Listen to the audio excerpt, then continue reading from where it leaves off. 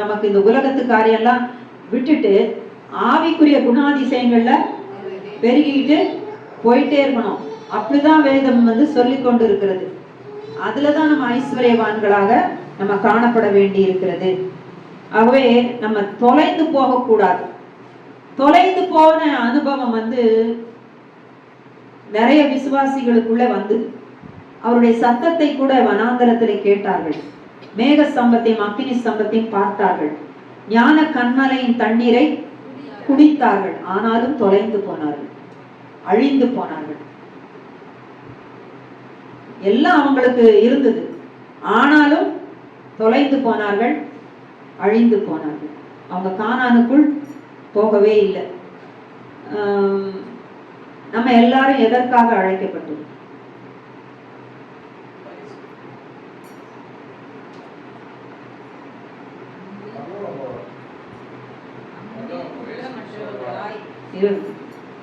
நம்ம எல்லாரும் எதற்காக அழைக்கப்பட்டிருக்கோம்? பரலோகம் போறதுக்கு, இயேசுவோடு வாழறதுக்கு.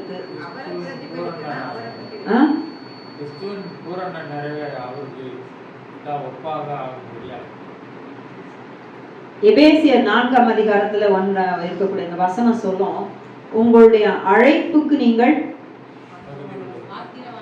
பாத்திரராய் நடந்து கொள்ளுங்கள். உங்கள் அழைப்புக்கு பாத்திரராய் நடந்து கொள்ளுங்கள்னா, நம்ம அழைப்புன்னு நிறைய நினைச்சு கேட்கிறோம்ல. நிறைய சர்ச்சஸ்ல கேட்பாங்க, நீ எதுக்கு அழைக்கப்பட்டிருக்கிறேன்னா இப்படிதான் இருக்கும். பரலோகத்துக்கு போக நான் அழைக்கப்பட்டிருக்கிறேன், நான் அதுக்கு போக அழைக்கப்பட்டிருக்கிறேன், இதுக்கு அழைக்கப்பட்டிருக்கிறேன். இந்த பூமியில நான் எப்படி வாழணும்னு சொல்லுகிறது அந்த வசனம். நான் தேவனோடு கூட நடக்க, அவரோடு கூட வாழ, அவரோடே கூட ஒன்றி இணைந்து போக, எனக்கும் அவருக்கும் வித்தியாசம் இல்லைன்னு சொல்லக்கூடிய விதத்துல, வாழக்கூடிய விதத்துல நான் நடக்கும்படியாக நான் அழைக்கப்பட்டிருக்கிறேன். சோ அந்த அழைப்பு, இதுதான் பெரிய அழைப்பு. யாரோடு கூட நடக்கிறதுக்கு? அவரோடு கூட வாழுகிறதுக்கு, அவரோடு கூட நடக்கிறதுக்கு. இதுக்கு நான் அழைக்கப்பட்டிருக்கிறேன். ஆனா தகுதி கிடையாது. எல்லாரும் காணாமல் போன ஆடுகள், ஒண்ணுத்துக்கும் உதவாதவங்க. அதனாலதான் பழைய ஏற்பாட்டில ஒரு பெரிய காரியத்தை அவர் செய்தார். ஏனோக்கு தேவனோடு கூட சஞ்சரித்தான், காணப்படாமற் போனான். அவர் ஒரு பெரிய தீர்க்கதரிசி தான். யூதாவின் புஸ்தகத்துல மாத்திரம்தான் இந்த ஏனோக்குவை குறித்த காரியம் இருக்கும். பழைய ஏற்பாட்டுல ஒரு இடத்துல குறிப்பு இருக்கும், மற்றபடி வேற ஒரு இடத்துல இருக்காது. அவருடைய தீர்க்க தரிசனத்துக்கு யூதாவின் புஸ்தகத்துல முக்கியத்துவம் கொடுத்திருக்கோம். ஆனா பழைய ஏற்பாட்டுல எதுக்கு முக்கியத்துவம் கொடுத்திருக்கோம்? அவர் தேவனோடு கூட சஞ்சரித்தான். இதுதான் பரலோகம் சொல்லுகிற சாட்சி. அவன் தேவனோடு கூட சஞ்சரித்தான், காணப்படாமற் போனான். ஏனோக்குக்கு குடும்பம் இருந்தது, பிள்ளைகள் இருந்தார்கள், பேர பிள்ளைகள் இருக்கிறார்கள், எத்தனையோ ஆண்டுகள் அவர் வாழ்ந்திருக்கிறார் இந்த பூமியில. ஆனாலும் கூட முக்கியம் என்ன? தேவனோடு கூட முதல்ல சஞ்சரிக்கிறது தான் முக்கியம். நான் அவரோடு கூட இந்த பூமியிலே என்னால வாழ முடியலன்னா நான் அங்க போய் வாழ போறதே கிடையாது. ஏன்னா அங்க வாழ்ந்த சாத்தானே என்ன செஞ்சா? விழுந்தான் கீழே. நம்மள பரலோகத்துல கொண்டு போய் சேர்க்கணுங்கிறதுக்கு இல்ல, அவர் அதனால்தான் அவர் பரலோகத்தை விட்டு கீழே வந்துட்டார். எதுக்கு? பிதாவுக்கும் நமக்கும் இடையில இருந்த அந்த பிளவை எடுத்துட்டு ரெக்கன்சைல் பண்ணி யாரோடு கூட இணைச்சிட்டாரு? ஒப்புரவாக்கி விட்டாரு, அவரோட கூட இணைச்சாச்சு. அதனாலதான் நம்ம அவருடைய பிள்ளைகள் என்று இருக்கிறோம். அதனால முதல் ஒரு இம்பார்ட்டன்ஸ் நான் கொடுக்கிறேன்னா, என்னுடைய அழைப்பு என்னன்னு யாராவது கேட்டா, இன்னை வரைக்கும் நான் ஒரு இடத்துல கூட ஒருத்தரும் நான் அவரோடு கூட வாழும்படியாக அழைக்கப்பட்டிருக்கிறேன், அந்த நித்திய ஜீவனை நான், அவர் நித்திய ஜீவனை உடையவர், அந்த நித்திய ஜீவன் உடையவரை அனுபவிக்க அழைக்கப்பட்டிருக்கிறேன், அந்த நித்திய ஜீவன் அனுபவத்துக்குள்ள நான் இருக்க அழைக்கப்பட்டிருக்கிறேன்னு சொல்லி ஒருத்தரும் பதில் சொல்லி நான் பார்த்ததே கிடையாது. அதான் சொல்லிட்டு அந்த அழைப்புக்கு பாத்திரராய், அதுக்கு நீ worthy-ஆ நடந்து கொள்னு சொல்ற. Because that is the greatest calling. அது நம்மளால இமேஜின் பண்ணியே பார்க்க முடியாது. இதுக்குதான் தேவனாகிய இயேசு பூமிக்கு வந்தார். இதுக்குதான் வந்தார், இதுக்காக தான் வந்தார். அப்போ அந்த பாட்டுல சொல்லிட்டு பாருங்க, உங்களுடைய அன்புக்குள் நான் தொலைந்து போனோம். நான் அந்த அன்புக்குள்ள நான் காணாம போயிடணும். நான் முதல்ல பாவத்துல காணாம போனேன். ஆனா இப்ப அவருடைய அன்புக்குள் நான் என்ன பண்ணுவேன்? காணாமல் போனேன். இதுக்கு அப்புறம்தான் மற்ற விவகாரம் எல்லாம், மற்ற எல்லா ஸ்பிரிச்சுவலா எடுக்கக்கூடிய மற்ற எல்லா விஷயங்களும் அதுக்கு அப்புறம் தான். நம்மளை கொண்டு பரலோகத்துல கொண்டு சேர்க்கறதுன்றது வந்து ரொம்ப ஈஸி தான் அவருக்கு. ஆனா அவரோட கூட நடக்க வைக்கிறதுக்கு நம்மளை அழைச்சிருக்கிறாரு பாத்தீங்களா? அந்த வாழ்க்கை தான் ரொம்ப முக்கியம். அதை நான் வாழ வேண்டும். இதுக்குதான் this is the prime thing அந்த இம்பார்ட்டன்ட் திங். இதை தவிர வேற கிடையாது. மற்றதெல்லாம் பின்னாலதான் வந்து வருது. மீதி எதுக்கு என்ன செய்யணும், கொள்ளணும், எங்க சுவிசேஷம் சொல்லணும், இல்லைன்னா நாங்க வேற மாதிரி எல்லாம் இருக்கிறோம், சபையா இருக்கிறோம், ஆட்சி பூச்சி, இதெல்லாம் பின்னாலதான். ஃபர்ஸ்ட் வந்து இதுதான். அதனாலதான் எபேசியர் புக்கு வந்து ரொம்ப முக்கியம். அதுல சொல்லப்பட்டிருக்கிற ஒவ்வொரு வசனமும் வெரி ரிச். ரொம்ப நீங்க வந்து நிறைய தெரிஞ்சுக்கணும்னு நினைச்சீங்கன்னா எந்த புக்கு படிக்கணும்? எஃபிஷியன்ஸை படிக்கணும். அதுல இருக்க ஒவ்வொன்றும் ரொம்ப முக்கியமா இருக்குது. ரொம்ப ஹார்டா இருக்கும் அது படிக்கிறது, புரியறது ரொம்ப கஷ்டம். தொடர்ந்து படிச்சுக்கிட்டே இருக்கணும். ஆமா ஆமா, பயங்கரமா இருக்குது. அது ரொம்ப ஆழமா இருக்குது. அதுக்குதான் ரொம்ப இம்பார்ட்டன்ஸ் கொடுக்கணும். சோ முதல்ல இன்னைக்கு நம்ம ஒன்று கத்துருக்கிறோம். நான் எதற்கு அழைக்கப்பட்டிருக்கிறேன்? அந்த அழைப்புக்கு நான் பாத்திரமா இருக்கணும். அவரோடு கூட நடக்க, அவரோடு கூட வாழ, அவரை நான் அனுபவிக்க, அவருடைய அன்புக்குள் தொலைந்து போக நான் அழைக்கப்பட்டிருக்கிறேன். எனக்கு அவருக்கும் வித்தியாசமே கிடையாது. இந்த பூமியில நான் வாழறேன்னு சொன்னா, நான் ஒரு குடும்பத்துல இருக்கலாம், நான் ஒரு சபைக்குள்ள இருக்கலாம், எப்படி இருக்கலாம். ஆனா நான் அவரோடு கூட நடக்கிற ஒரு அனுபவத்துக்காக தான் அழைக்கப்பட்டிருக்கேன். அவரோடு வாழற அனுபவத்துக்காக அழைக்கப்பட்டிருக்கேன். அவரோடு கூட இங்கேயும் வாழ்வேன், நித்தியமாக வாழ்வேன். ஊழியங்கள் எல்லாம் பூமியில முடிஞ்சு போகும். பரலோகத்துல போய் ஊழியம் அது வேற. அவரை பிரைஸ் பண்ணணும், வர்ஷிப் பண்ணணும், அந்த ஊழியம் தான் பரலோகத்துல. பாஷை பேசுறது பூமியிலே முடிஞ்சிடும். தீர்க்க தரிசனம் சொல்றது பூமியிலே முடிஞ்சிடும். ஆனா 3 தான் நிலைத்திருக்கும். எது? அன்பு, விசுவாசம், நம்பிக்கை. இந்த 3லும் அன்பே பெரியது. Because this is internal. இதோட தான், இந்த 3ஓட தான் பரலோகமே போக போறோம். இது அப்போ தேவனோடு கூட நான் வாழறேன்னா, ஒண்ணு அவருடைய முதலாவது அவருடைய அன்பினால நான் நிறைந்திருந்து அவரை போலவே நான் அன்பு செலுத்தணும். அன்பு, விசுவாசம் அவர் மேல நித்தியமா விசுவாசம். எனக்கு பரலோகம் போனாலும் அவரை நான் விசுவாசிச்சுட்டே தான் இருக்க போறேன்.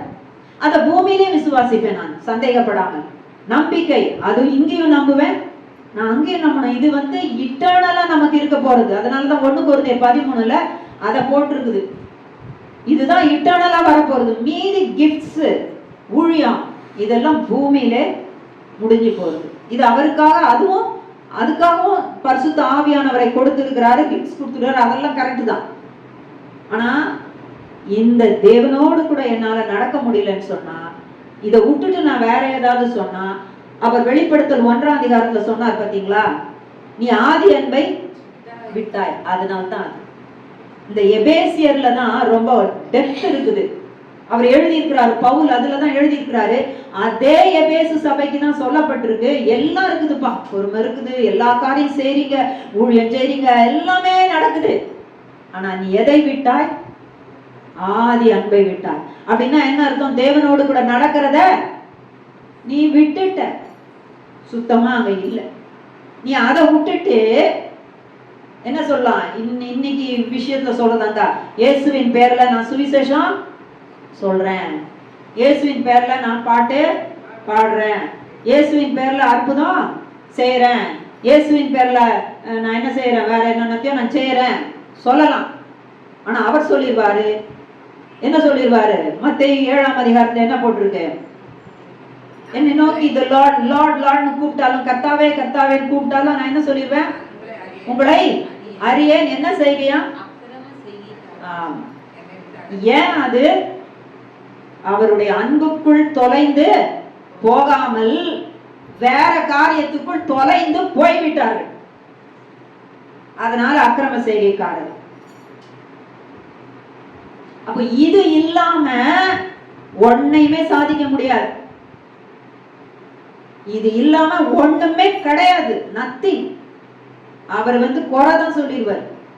அதனாலதான் அந்த எபேசுக்கு சொல்றாரு சர்ச்சுக்கு, I will remove the candle stand. அப்படின்னா என்ன அர்த்தம்? சபை இல்லாமல் போயிடும், எபேசு சபை இருக்காதுன்னு சொல்லிட்டார்.